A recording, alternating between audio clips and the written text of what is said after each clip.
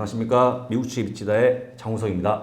첫 번째 질문부터 좀 드리면요. 좀 요즘 미국 증시 흐름을 좀 읽기가 되게 어려운 것 같아요. 그래서 주말에 저는 사실 이스라엘 팔레스타인 그 전쟁 난 걸 보고 아 증시가 떨어지겠구나 했는데 아니더라고. 이틀 연속 좀 오르고 있잖아요. 그래서 이런 거를 어떻게 해석해야 되는지부터 일단 좀 여쭤보고 싶었어요. 그 약간 미국 시장의 특징이 어떤 뭐 분쟁, 전쟁, 테러에 대해 강한 모습을 보이는 게 보통이라고 보시면 될 것 같고요. 과거에도 보게 되면 한국 전쟁, 특히 중동 전쟁 때 보통 길어야지 한 달 정도 조정받고 다시 올라오는 경향이 있었습니다. 그러니까 기본적으로 강하다고 보시면 될 것 같고, 그다음에 중요한 게 뭐냐면요. 같은 날이에요. 같은 날 월요일 날 마침 필립 제퍼슨 연준 부의장이 이런 얘기를 합니다.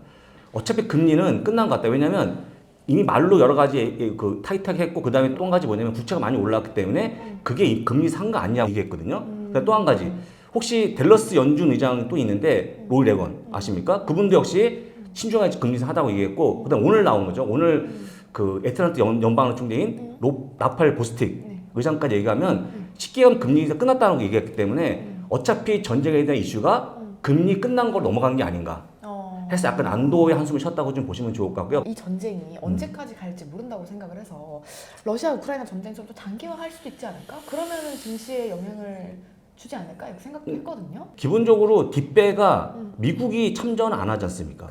그러니까 약간의 그런 차이가 있고, 또 한 가지는 우크라이나는 최대 곡물 창고거든요.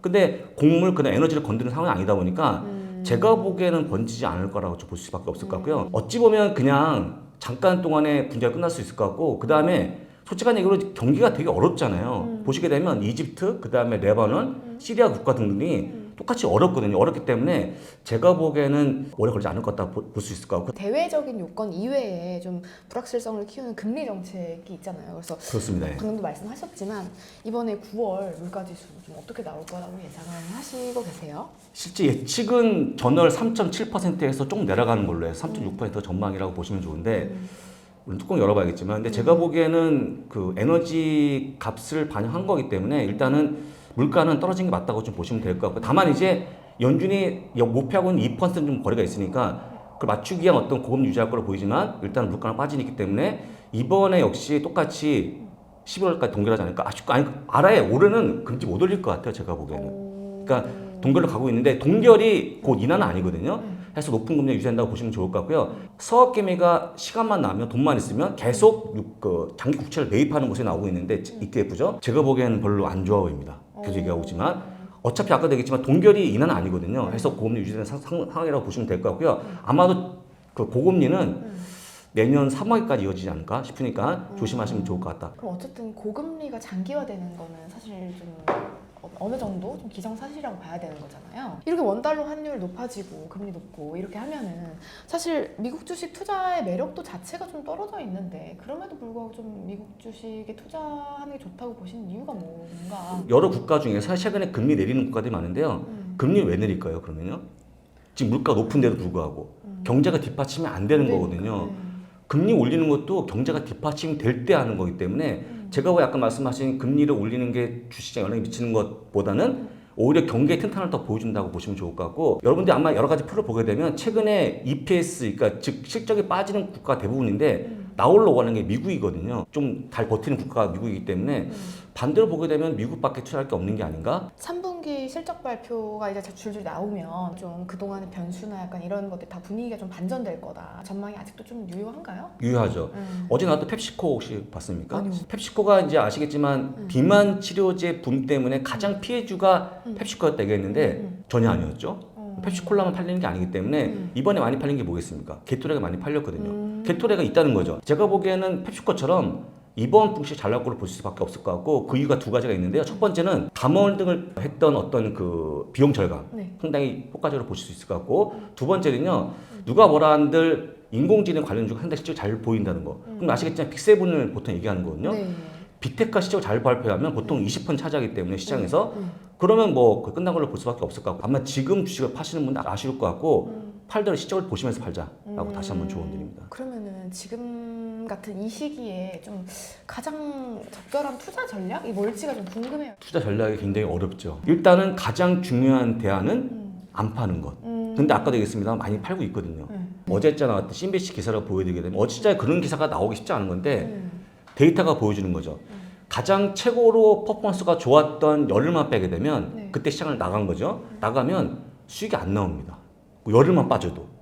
근데 뭐라는 거냐면 그 열흘 중에 하루가 오늘일 것 같다. 라는 무서운 얘기죠. 그러니까 최근에 시장이 잘 버티고 있잖아요. 솔직한 얘기로 퍼포먼스는 낮습니다만 전쟁을 이겼다는 자체는 굉장히 높은 거 아니겠습니까? 네. 여러분들이 아시겠지만 배당은 재미없어 보이지만 또 한 축에 배당도 있거든요. 대부분 다 보게 되면 뭐 테슬라 이하 너무 비트코인에 몰려있는 게 있다. 조금씩 분산하시면서 가져가게 되면 잘 버틸 것 같고요. 어차피 9월 이후에 시장은 좋아질 수밖에 없는 상황이니까 오 정도만 기억하시면 될 것 같습니다. 분산이 10명 중에 9분은 안 돼 있어요. 대부분 다 그냥 어디에 가냐면 빅7. 그 다음에 또 한 가지가 뭐냐면요. 꿈과 희망의 종목에 가 있습니다. 테슬라보다 리비안 루시드이기 때문에 근데 최근에 아시겠지만 금리 올라가면요. 그런 기업들 사실 버티기 쉽지 않거든요. 결국 지금 증시를 이끌고 가는 주도주는 빅7 혹은 뭐 비만치료제 이 정도인데 예, 그렇죠. 그거 이외에 그러면은 투자할 만한 투자처를 찾는다는 것 자체가 사실 되게 일반 분들한테 힘들 수도 있단 말이죠. 그래서 그렇죠. 좀 3분기 S&P 기업들의 영업이익 성장률이 각각 어느 정도인지 좀 알려주시면 네, 이왕 하는 김에 오늘자에 업데이트된 걸 제가 말씀 들어볼게요. 네. S&P 500 전체 영업이익률은요, 네. 11.4%입니다. 근데 이게 높은 거예요. 3분기가요? 예, 3분기에. 근데 우파진국 있는 거고 점점 우상이 한다는 거 말씀 좀 드리고 업종으로 보게 되면요, 헬스케어가 8.0%입니다. 좀 낮죠. 그 다음에 의미소비자 커뮤니케이션 서비스 업종이 14.1%, 흔히 얘기하는 알파벳과 메타가 포함되어 있는 업종입니다. 네. 높죠, 14%니까. 네. 그 다음에 산업재가 10.5%, 의미소비자입니다. 아마존, 테슬라가 포함된 업종인데요. 7.0%, 좀 낮죠? IT가 20.4%, 20% 넘어가는 거 드물기 때문에 네. 높은 거예요. 엄청 높은 겁니다. 네. 엔비디아가 포함되어 있는 겁니다. 네. 애플, 마이크로소프트가 포함되어 있고요. 네. 그 다음에 필수비자가 6.7%, 산업재가 10.4%, 에너지가 13.2%, 부동산이 18%입니다. 금융이 15%, 유틸리티가 11.2%로 대부분 다 두 자릿수를 보인다고 보시면 될 것 같고 배당을 좀 많이 주는 업종을 가져가면 좋을 것 같고요.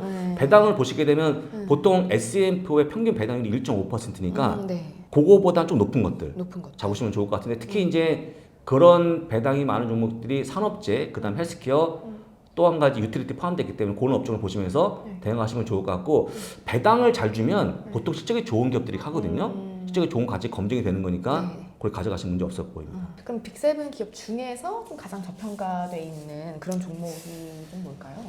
저는 이제 저평가는 빅7의 저평가 자체가 좀 안 어울리는 자체가 질문이 좀 안 맞는 거죠. 그런 건데 왜냐면 저평가 하기에는 성장을 많이 하다 보니까 근데 사실 이럴 때 여러분들이 하나 참고할 사이트가 있는데 모니스타가 이런 걸 잘해요. ETF 펀드 평가 회사죠. 근데 얘네가 되게 박하게 점수를 주거든요. 네. 그래서 모니스타에 있는 저평가 군을 보시면 답이 나오는데요. 지금 그들이 보고 있는 저평가 정보를 봤더니 일단 기본적으로 저평가 받는 빅7에서 보게 되면 알파벳이 언더밸류입니다. 알파벳. 최근에 주가가 좀 저조했고 그 다음에 또 한 가지 저평가 받는 게 메타 플랫폼스. 메타플랫. 네, 그래서 그거 좀 저평가 받다고 보시면 좋을 것 같고요. 그 다음에 중간치가 나머지 기업들 여기서 좀 고평가 받는 게 엔비디아, 애플이기 때문에 이거 빼고 나머지 중간이니까 참고하시면 될 것 같고 거의 맞아요. 모니스타 하는 거. 그래서 만약에 정말 싼 거 찾으신 분들은 메타하고 알파벳이 좋아 보인다고 다시 한번 얘기하고요. 테슬라가 의외로 적정 주가거든요. 네. 그래서 참고하시면 될 것 같고요. 비만 치료제 열풍이 아, 있었잖아요. 엄청난 네. 거예요. 이거는 이제 고점 찍어서 여기서 이제 들어가면 안 되는 거라고 보시는 건지 좀 이거에 대한 평가도 좀 궁금하거든요. 제가 보기에는 왼쪽에는 인공지능, 오른쪽 비만 치료 있을 정도까지 이 불이 크다. 그러니까 실적 굉장히 좋을 겁니다.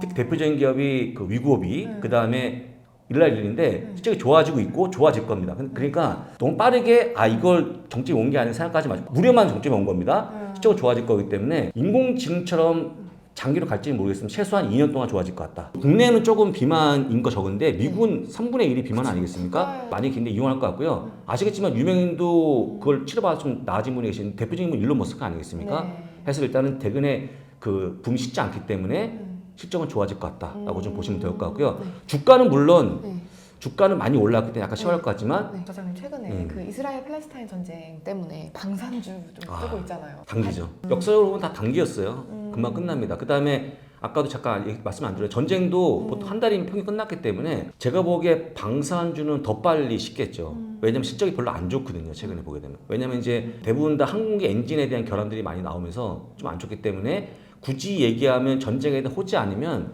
딱히 못 가는 업종으로 분류가 되고 있거든요. 이것도 가볍게 좀 넘기시면 좋을 것 같고 특히 이제 국방주들이 보통 이렇게 전쟁하면 움직이는데 혹시 과거에 그 우크라이나 전쟁 나왔을 때 엄청 많이 올랐거든요. 네. 한 달 만에 전부 다 제자리 왔죠. 그것만 잘 기억하시면 될 것 같습니다. 불확실성이 크다 보니까 좀 연말 랠리에 대해서도 조금 물음표가 찍히는 분위기가 좀 감지되는 것 같아요. 그래서 부사장님 지난번에 S&P 500이 4,800 갈 수 있다고 말씀하셨는데 연말 랠리 여전히 가능한 건지. 네. 4,800까지는 좀 어렵겠죠. 네. 왜냐하면 파월이 예상을 너무 강경한 매파적인 그 자세를 갖고 있다. 너무 강경하다 보니까 약간의 지수가 좀 내려왔고 그 다음 목표 지수 4,800은 좀 멀어 보이는 게 사실인 것 같고요. 그래서 조금 낮추면 좋을 것 같다. 정확히 얼마까지는 모르겠습니다만 제가 저한테 굳이 묻자면 한 4,600 정도? 4,600. 연말 정도 할 것 같다고 생각이 들고요. 다만 그 눈높이의 차이뿐이지 실적이 좋아지거나 그 후반기에 경제가 좋아지는 것은 동의한다고 다시 한번 얘기하고요. 여러분들 아마도 이렇게 되면 더 좋아지는 좋아지는 업종에 대한 변화가 있을 뿐이지 큰 축 달라진 게 아니기 때문에 그대로 생각 이어가시면 좋을 것 같고요.